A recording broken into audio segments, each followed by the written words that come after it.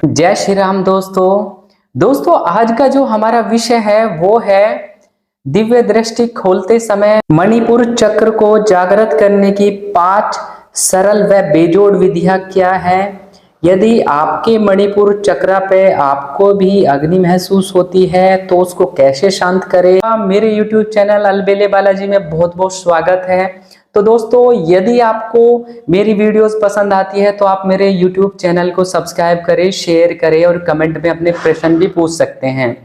दोस्तों यदि आपको अपनी कुंडलिनी का आपको अपनी स्पिरिचुअल चेकिंग करानी है कि आपके कितने चक्र जागृत हैं, आपकी कुंडलिनी का क्या स्टेटस है, दिव्य दृष्टि या किसी प्रकार की कोई ब्लॉकेज है, तो आप मेरे से अपना ऑरा चेकिंग करा सकते हैं, ऑरा नेगेटिविटी चेकिंग करा सकते हैं। उस व्हाट्सएप नंबर पर जाकर आपको कांटेक्ट करना पड़ेगा। आपके शरीर में बहुत ज्यादा अग्नि बन गई है, आप उसको कैसे शांत करेंगे। तो दोस्तों आपने सुना होगा एक खेचरी मुद्रा होती है, आपके एकदम से कुंडली नहीं आई और यहाँ पे आपके स्थित हो गई और बहुत सारी आपकी परेशानी मतलब पेट के अंदर आपको बहुत ज्यादा दुखन हो रही है, माँ बार बार हट रही है, तो इसे शांत करने के लिए आपको अपनी सबसे एक मुद्रा है खेचरी मुद्रा। आप जिसमें अपनी जीभ को निकाल के आप अपने तालू से टच कर लेते हैं। जब आप ऐसा कर लेते हैं तो क्या होता है, तो जो हमारा ये रस होता है एक तरीके से, जो हमारी लार होती है, ये हमारे टपकने लगता है, बट इसका असर सीधा हमारे दृष्टि से होता है, ब्रह्मरंध्र से होता है। तो ब्रह्मरंध्र से तत्काल प्रभाव से एक केमिकल रिलीज होता है जो हमारे शरीर में नीचे जाने लगता है और नीचे जाके वो हमारे मणिपुर चक्र पे जाके स्थित हो जाता है। तो वो जो बैलेंस होने की जो प्रक्रिया होती है वो उस जो केमिकल आया है उसकी वजह से भी बैलेंस हो जाता है। यदि आप खेचरी मुद्रा का अभ्यास करते हैं तो खेचरी मुद्रा आप सभी को करनी चाहिए, ताकि आपकी खेचरी मुद्रा के माध्यम से आपके शरीर की जो दिव्य अनुभूति है, दिव्य रस है, वो आपका हमारे इस मणिपुर चक्र पे जाके गिरे और वो शांत हो जाए। तो माता कुंडलिनी यहाँ पे इससे बैलेंस हो जाती है और वो फिर आपको नुकसान पहुंचाना बंद कर देती है। मीन्स आपको नुकसान पहुंचाना बंद कर देती है और धीरे धीरे आपकी ऊर्जा बनने लगती है और बहुत शांत तरीके से आपकी कुंडलिनी अगले चक्र पर प्रस्थान कर देती है। तो दोस्तों आपको खेचरी मुद्रा का जरूर अभ्यास करना चाहिए यदि आपको भी ये परेशानी होती है। दूसरा, आपको इसको कैसे जागृत करें, कैसे, वो क्या तथ्य है, वो क्या पॉइंट है जो मैंने खुद अपने अनुभव में, अपने मेडिटेशन में ये जागृत करते समय यूज किए थे। तो देखो, मैं माइंड का बहुत सीधा सरल बंदा हूँ और मैं अपना माइंड को सेट रखता हूँ। एक मेरा माइंड सेट है और कॉन्फिडेंस है, मैं कॉन्फिडेंस को गिरने नहीं देता और साथ में दूसरों की इज्जत करता हूँ, दूसरों के कोई भी गलत ऐसी वो यूज नहीं करता हूं। तो क्योंकि हम दूसरों को सम्मान देंगे तो तभी तो हमें सम्मान मिलेगा।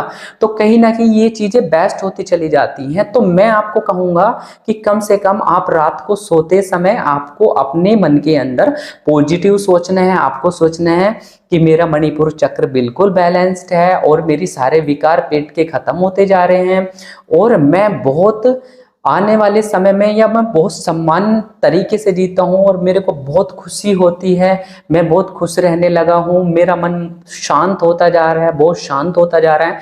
ऐसे पॉजिटिव आप एफर्मेशंस आप देते हैं तो कहीं ना कहीं आपका मणिपुर चक्र बैलेंस होता चला जाता है और आपको भी वही दिव्य अनुभूति होंगी जो मुझे हुई थी और यह सभी व्यक्ति को होती है। जो परेशानी होती है वो भी दूर होती चली जाती है। तीसरी टेक्निक्स मैं आपको इसमें बताऊंगा कि आप बीज मंत्र का जप कर सकते हैं।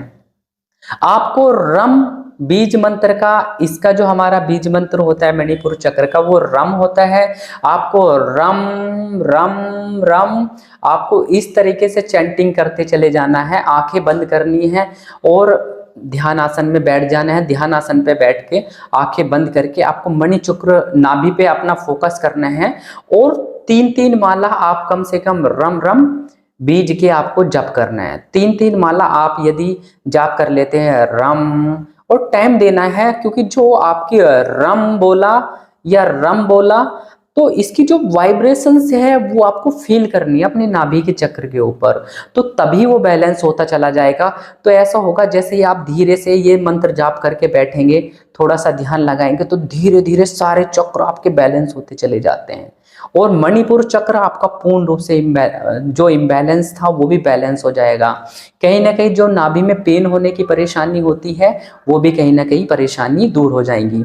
मैंने अक्सर बहुत व्यक्तियों के बारे में देखा है, महिलाओं के, खासकर मैं महिलाओं के बारे में बताना चाहूंगा। महिलाओं को नाभि पे पेन होता है, उसका कहीं ना कहीं कारण मैक्सिमम यही होता है कि उसका ये नाभि चक्र इम्बैलेंस हो गया है। क्योंकि नीचे के जो 3 चक्र होते हैं, मूलाधार या रूट चक्र, स्वादिष्ठान या सैक्रल चक्र या सोलर प्लेक्स या मणिपुर चक्र, ये आप बहुत इनकी डिस्टेंस बहुत नियर बाई होती है।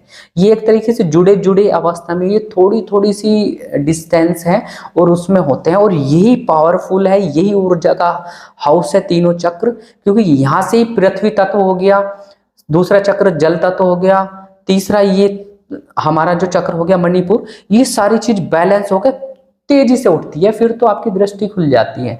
तो दृष्टि खोलते समय चक्रों का बहुत महत्व होता है। आप रम का बीज का मंत्र करके कर सकते हैं। चौथी टेक्निक मैं आपको बताऊंगा, यदि आप इसके जो इष्ट देवता होते हैं मणिपुर चक्र के, वो कहीं ना कहीं विष्णु भगवान, लक्ष्मी माता होते हैं, आप उनके बीज मंत्र जो होते हैं उनसे आप संबंधित आप कर सकते हैं। आप चैंटिंग कर सकते हैं, ओम नमो भगवते वासुदेवाय नमः, ओम भगवते वासुदेवाय नमः, ओम नमो भगवते वासुदेवाय नमः। आप इस मंत्र का चैंटिंग करते हैं तो ये चक्र बाय डिफॉल्ट अपने आप एक्टिवेट होता चला जाता है और बैलेंस हो जाता है।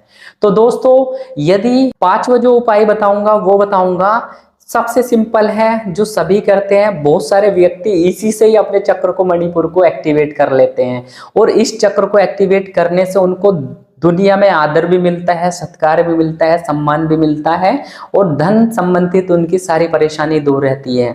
आपने देखा होगा, व्यक्ति सुबह उठकर स्नान करके 1 लोटा तांबे का पानी का जल का भर करके उसमें मीठा डाल के सूर्य देवता को अर्पित करते हैं।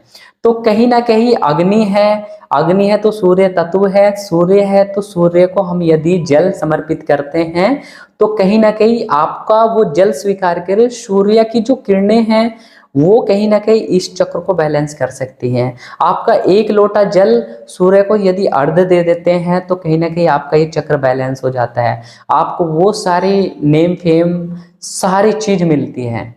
तो आप सूर्य देव को जल समर्पित करके भी आप इस चक्र को बैलेंस करते हैं। तो दोस्तों, आपको चैंटिंग भी करना है। तो आपको मैंने आज की वीडियो में बताया है नाभि चक्र को या मणिपुर चक्र या सोलर प्लेक्स चक्र को हम कैसे जागृत करें और इसके जागृत होने पे क्या क्या परेशानी आती है और क्या क्या इसके जागृत होने पे क्या क्या फल आपको मिलते हैं और दिव्य दृष्टि के लिए क्यों जरूरी होता है। क्योंकि एक बात आप समझ लीजिए, क्योंकि जब आपके 7 चक्र से कुंडलिनी आपकी सहस्त्रार पे जाती है, दृष्टि पे जाती है, तभी आपको दिखाई देता है पूर्ण रूप से। क्योंकि कहीं भी इम्बैलेंस रहेगा तो आपकी कुंडलिनी प्रॉपर नहीं आएगी। यदि वो फंसी ऊर्जा के साथ तो उठी, बट आके यहाँ फंस गई, कंठ चक्र पे फंस जाती है, बहुत सारे व्यक्तियों की हृदय चक्र पे फंस जाती है, मणि चक्र पे फंस जाती है। तो जब तक कुंडलिनी आपकी दृष्टि पे नहीं आएगी तो तब तक परतें तो साफ हो सकती हैं बट आपको दिखेगा नहीं, जल्दी से आप इतना अच्छे तरीके से देख नहीं पाओगे। तो दोस्तों, यदि आपको अपनी स्पिरिचुअल चेकिंग करानी है तो आप मेरे व्हाट्सएप नंबर पे कांटेक्ट करके, जो कि स्क्रीन पे दिख रहा है, आप इस पे संपर्क कर सकते हैं और आपकी चेकिंग की जाएगी। तो दोस्तों, यदि आपको कोई क्वेरी है, यदि आपको भी पेट में दर्द रहता है, आप भी मेडिटेशन करते हो, आपका भी डाइजेशन वीक है, तो कृपया करके कमेंट में लिखें कि भैया मुझे भी नाभि के स्थान पे पेन होता है। तो कम से कम पता चलेगा कि कितने सारे व्यक्ति को माप अपने हटने की परेशानी है जस्ट बिकॉज ऑफ मणिपुर चक्र की।